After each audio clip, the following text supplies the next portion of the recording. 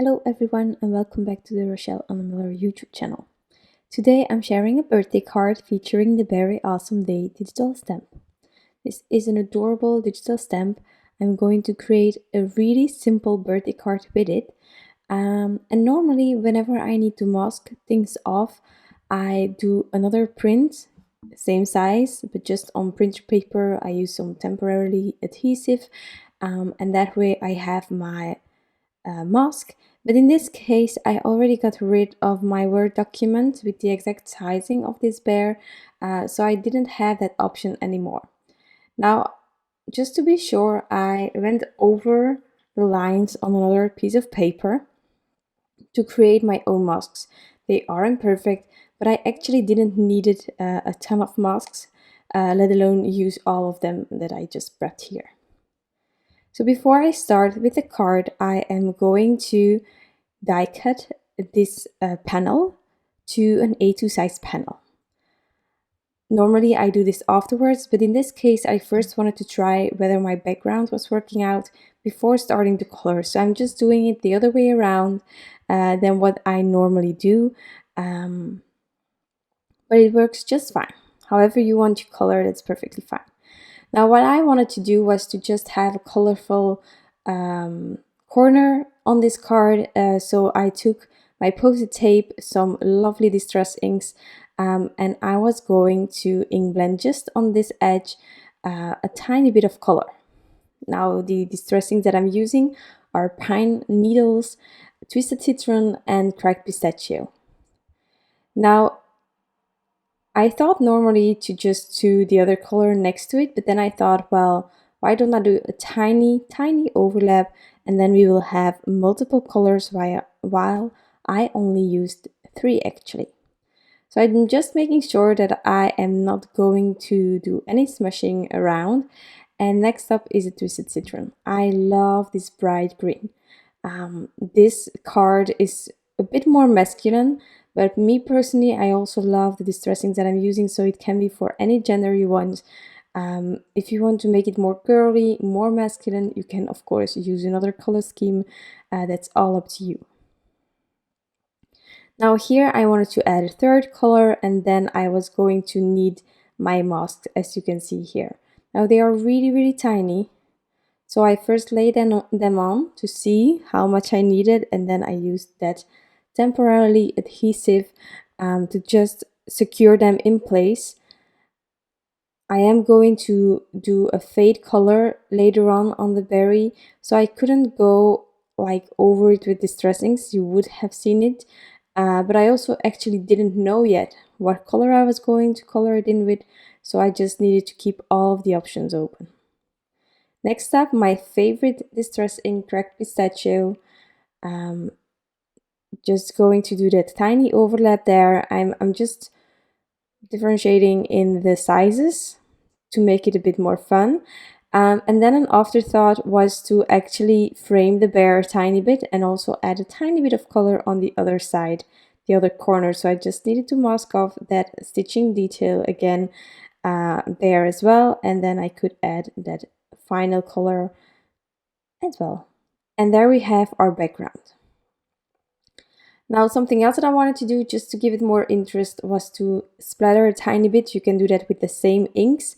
Tone on tone is actually quite cool, but in this case I just wanted to have some white splatters. I have a ton of white on my background. I didn't want the splatters to be in the area that I didn't ink blend, so I masked off the rest. If I would have wanted the splatters everywhere, then I would have used the same colors of ink, but in this case I am just going back to the white area with these white splatters, in my opinion, and that works out great. So I'm just splattering to have a really bright white color and not have your inks come through. It's always really important to not add too much water to your gouache, to not dilute it too much. So I prefer having to struggle in the beginning because I didn't add enough water than to add too much. You can always add more, it's difficult to add less. So I'm peeling off the tape here. I really love the reveal every time, even when it's just the stitching details. I think it's great. So now for the coloring, it's going to be really simple. I'm actually using just only a few markers. For the bear and the letters, I'm using the same. The red, of course, is different, and then the B is going to have this really lovely yellow-brown color as well. So let's zoom in and then take the Copics.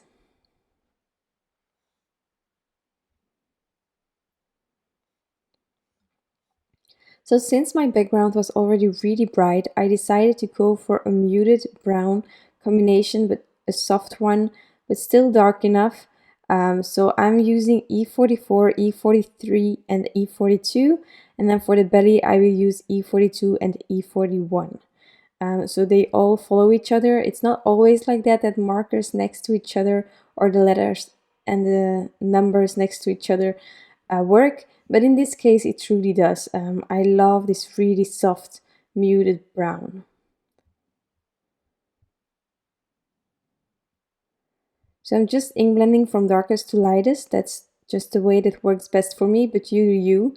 Also, my first layer, just kind of ignore it, because most of the time the first layer is just a bit rubbish. And I I noticed lately that I even don't do all of the effort to always color everything in. Like that sliver of white that was still there. I can do that in the second round as well. So I just want to have a go already on the blending and how much of the lighter areas I have, and then my second layer really brings it all together. If needed, but not in this case, I can add a third layer as well. It's all up to you, however you like your ink blending. That's just the amount of layers you need. Next, to just let it jump off, I decided to go for reds. Red is always a lovely color, but first let's do the B. I really wanted to have a soft B, so instead of using black on the stripes, I decided to use browns, and I used E47 and E42. E42 again, the same marker as I used for the bear, to just have it all tie together like that.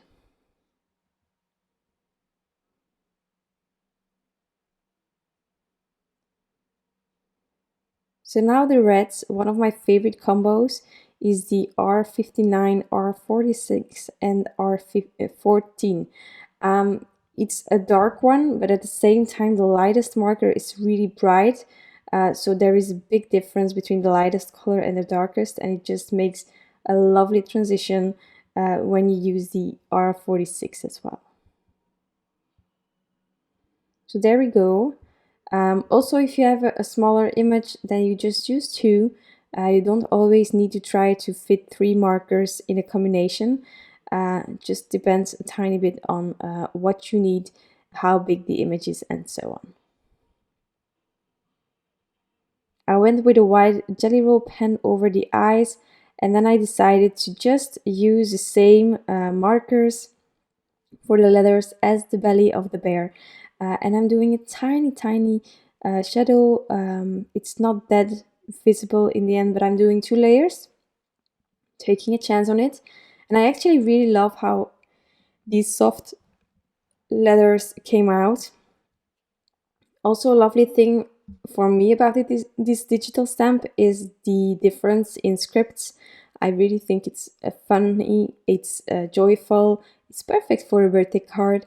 And in the berry, there is so much space that you can easily add some more interest by, for example, here, using a white Jelly Roll pen. You can also use your colorful markers to add a pattern. You can cut it out of pattern paper and just add it on top. There are so many ways to embellish this berry and just let it stand out more. I went for a subtle stripe and dots kind of pattern here. And then I think I have everything ready. I'm just going to add it on a card base. And oh, don't forget the glossy accents. I added glossy accents on all of the red areas and a tiny bit of shadow here, again using the E40 markers. Just easy. You can use grays, of course, that's all up to you, but sometimes you can just use the same marker as on your image. So glossy accents on all of the red elements. I like to hold my card closed while I'm doing that because glossy accents can like build up on an area if it's like wonky, the base where you're adding it on. And then I think my card is ready. It is a really sweet card, really simple to make. I hope that this video can inspire you and that you enjoyed it. Thank you so much for being here, and I hope to see you back next time. Bye!